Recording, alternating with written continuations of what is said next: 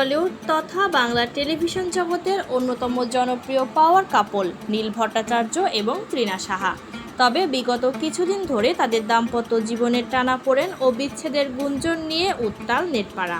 বিশেষ করে জুনের শুরুতে নীলের জন্মদিনের পার্টিতে তৃণার অনুপস্থিতি, সোশ্যাল মিডিয়ায় তাকে উইশ না করা এবং পরিবর্তে কিছু ইঙ্গিতপূর্ণ বা রহস্যময় পোস্ট শেয়ার করা তাদের ডিভোর্সের জল্পনাকে আরও কয়েক গুণ বাড়িয়ে দিয়েছিল।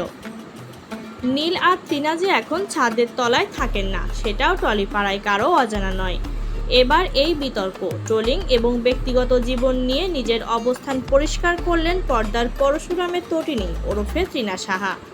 নীল ভট্টাচার্যের সঙ্গে সম্পর্ক এবং সোশ্যাল মিডিয়ায় চলতে থাকা ডিভোর্সের গুঞ্জন নিয়ে তৃণা জানান, তিনি তার কাজ এবং ক্যারিয়ার নিয়ে এখন ভীষণ ব্যস্ত। নিজের ব্যক্তিগত জীবনকে লাইমলাইটের বাইরে রাখার ইঙ্গিত দিয়ে তিনি অত্যন্ত তাৎপর্যপূর্ণভাবে বলেন, বিবাহিত হওয়াটা আমার জীবনের একটা অংশ মাত্র, এটা আমার গোটা জীবন বা আমার সমগ্র অস্তিত্ব নয়। তবে তৃণা স্পষ্ট করেছেন তার আর নীলের ডিভোর্স হয়নি, তারা এখনও বিবাহিত। চলতি মাসের 8ই জুন নীল ভট্টাচার্যের জন্মদিনে তৃণা সাহাকে কোথাও দেখা যায়নি। নীল যখন অন্য বন্ধুদের সঙ্গে পার্টি ও নাচে মশগুল ছিলেন, তৃণা তখন সোশ্যাল মিডিয়ায় ইঙ্গিতে একাধিক বিস্ফোরক পোস্ট করেন। তবে তৃণা জানান, তিনি নীলকে ব্যক্তিগতভাবে শুভেচ্ছা জানিয়েছেন। নীলের জন্মদিনের পার্টিতে অনুপস্থিতির জবাবে তৃণা বলেন, নীলের খুশিই প্রাধান্য পাবে এখানে, নীল যেমনভাবে চেয়েছিল সেলিব্রেট করেছে।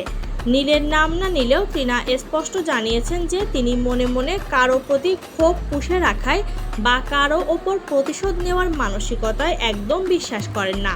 তার মতে, কেউ যদি তার সঙ্গে খারাপ ব্যবহার করে বা তাকে আঘাত দেয়, তবে তিনি পাল্টা আঘাত করার পেছনে নিজের মূল্যবান সময় ও শক্তি নষ্ট করতে চান না।